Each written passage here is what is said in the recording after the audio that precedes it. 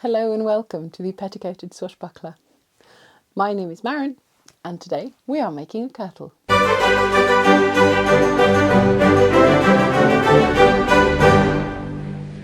So I went through in my last video my plans for a Tudor style 1520s, 1530s noblewoman's courtly attire. And I mentioned there that the first thing I need is a kirtle. So I'm going to show you how to make one. I tried to find out where the word kirtle comes from, and it seems to be some debate as to where the word originates. I found some people meaning that it's from Latin. Curtis, which means short, comes from a Proto-Indo-European base word, same word that we get words like cut or shard from. So that could be it. That it started as a kind of short tunic, and then the word and the garment developed.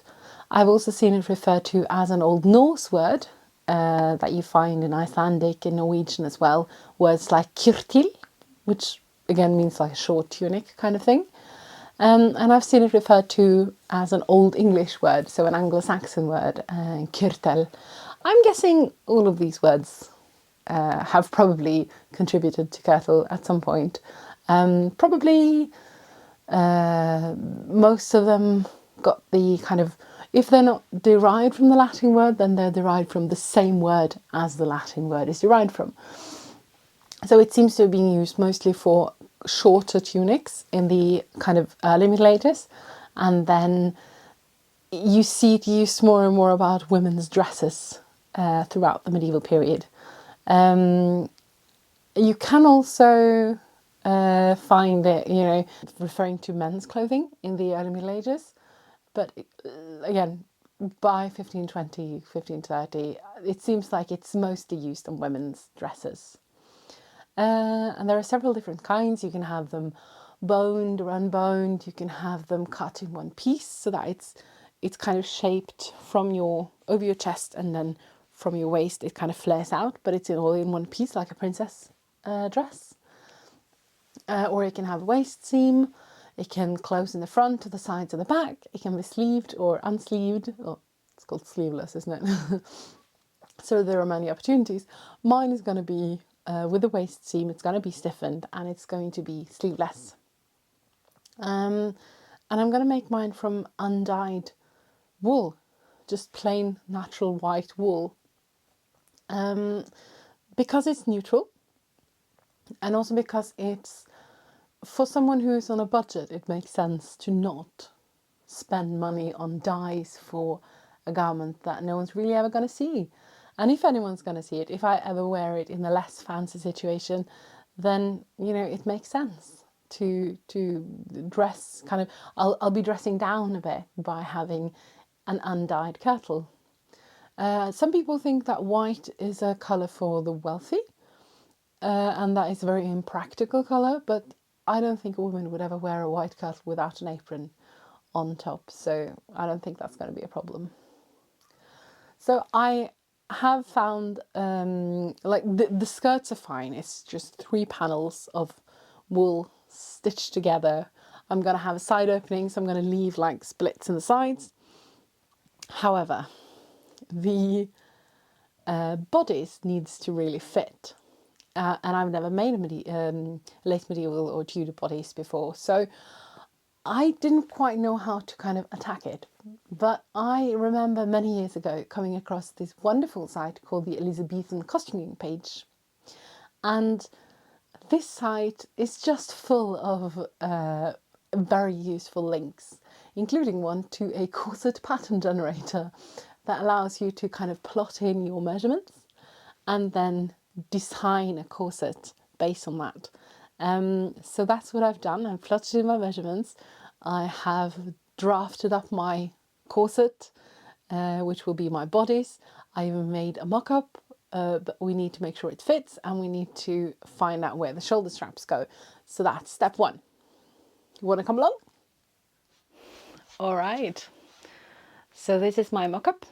I only bothered to make one shoulder strap. The mock-up fits really well. Like I think it's a very good fit. It's a little bit loose at the waist, but that's fine. I can adjust that with the lace. I've just done the front bit now, but I can adjust that with the lacing. Yeah, I think it's a good fit. This I tried with the shoulder strap. I'm going to try and make like a V-shaped back, but I think this is a good place for it to be. The pattern just makes one piece or half a piece. It makes from the mid front all the way through to the mid back. I, however, will want side seams and then 2 back pieces and 1 front piece. So I have gone ahead and like marked where I want the side to be, and then this will be all in one bit, and this will be cut in one with the back pieces. So when I get to stitching it down, it'll only be this seam, actually, the shoulder seam, that will need stitching. So I'm very happy with this. I'm very impressed with the generator, the pattern generator. Works so well. Like I do not need to do basically anything to this. It's perfect as it is. What I'm going to do now is I'm going to cut a front piece and 2 back pieces with the shoulder strap from a sturdy linen and then a kind of finer white linen, and those are going to be my lining layers. I'm also going to cut 1 layer of white wool. That's going to be the outer layer, and then I'm going to go in and stitch a lot of boning channels to the lining layers and get to boning. I imagine stitching those channels will take a little bit of time, so yeah, let's get to it.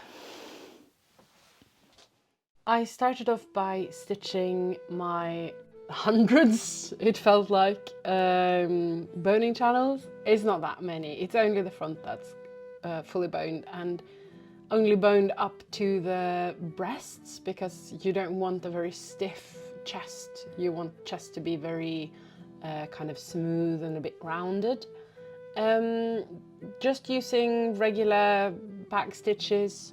This took a little time, but I like the result. The result is nice. The 2 long bones in the mid front that you can see are kind of the busk there to support and lift the chest. I did the same to the back pieces. They're not fully boned, only at the mid back and in the sides. So this is my lining and the interlining. So I made the boning channels there as well.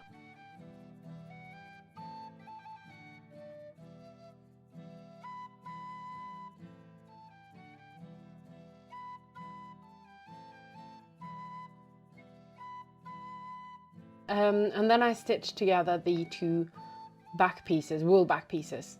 They are a little damp just at the seam right now because I've just pressed them.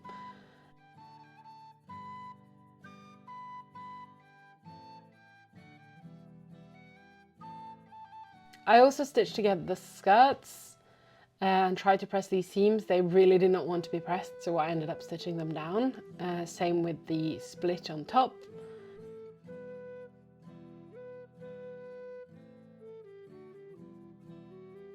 And the front panel of the skirt is angled down so that I don't get a skirt that's very, very long in the front. When I was done boning the bodice and had inserted the boning, I went and hemmed the skirts just using a regular, I think it's a linen or cotton tape, stitching it down on one side using a little kind of prick stitch.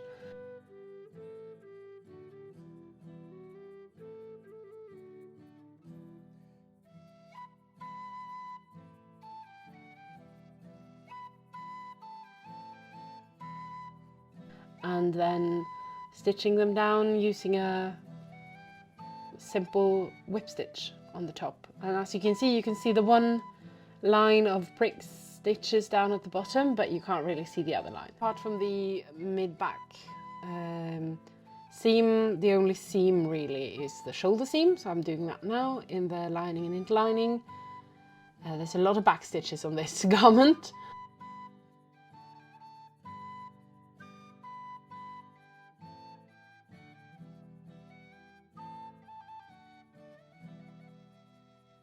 I also went in and stitched the skirts to the lining and interlining of the bodice. Just very, as you can see, a lot of folding went into this because I had a lot of skirt fabric to fit into a very small area of bodice. After having stitched those down with very thick thread and back stitches, I went in and I stitched them down to the lining of the bodice, the interlining of the bodice, just to make them as flat as possible.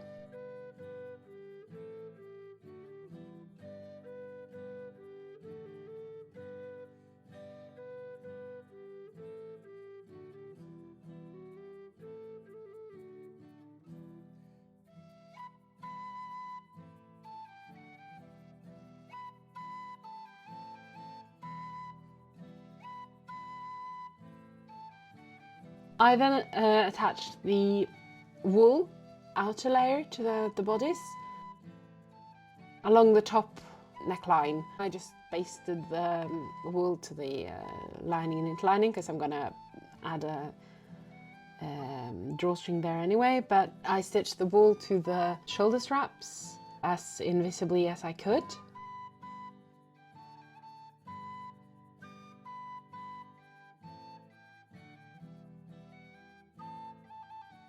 I used the same brick stitches as I've used before along the edges that aren't going to be bound and made into drawstring, and made invisible stitches along the waistline.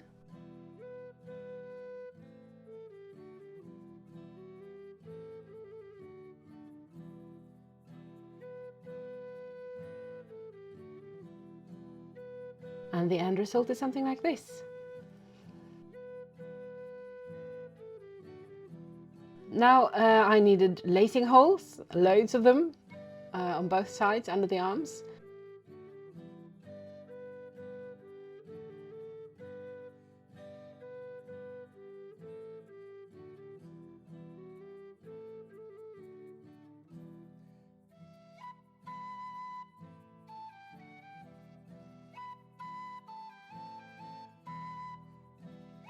I find lacing holes quite simple to do. They take time, but I have had a lot of practice. But a quick tip is to use an awl when you're done with the lacing hole, just to kind of reopen it a little bit. I then laced my lacing holes. Now this lace is not super, it's not ideal.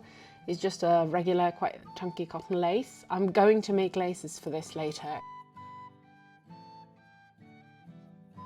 To fit the neckline to my body, I made a drawstring casing along the neckline, just using the same tape with some string.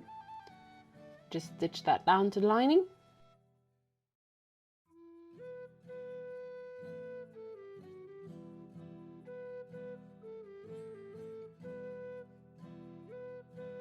And then I could put it all on, tighten that drawstring, cut off the excess.